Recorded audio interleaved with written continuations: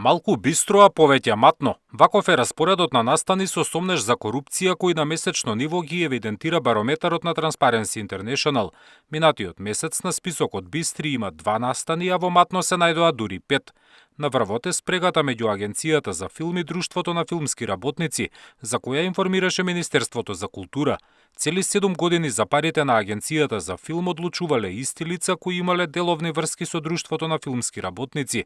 Биле направени најмалку 10 злоупотреби кои го оштетиле државниот буџет. Она што Transparency International го зборува во делот на измените на кривичниот законник за делата за злоупотреба на службена положба и властување, еве сега се согледува и во овој случај, бидејќи зборуваме за 7 години наназад, а со новите измени се она што е над 5 години веќе застарува. Така да најверојатно и овој случај нема да го види светлото на денот. Матен настан за Transparency е уште застарувањето на 80 предмети за функционери кои не поднеле анкетни листови.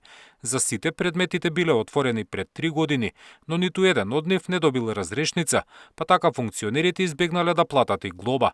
Со назнака матно според Transparency се закити и одлуката на екс-министерот за здравство, кој во време на избори ги разреши директорите на токсикологија и кардиохирургија. За тие да се префрлат од матни во бистри, потребни се судски пресуди, потребни се гонења, потребни се постапки.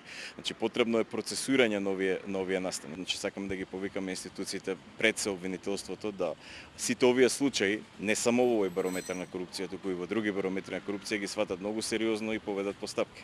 Во листата матни настани во јули се запиша и анкетата на Стопанската комора, која открила дека централната и локалната власт барале мито од компаниите, се барали процент ако учествувале на тендер.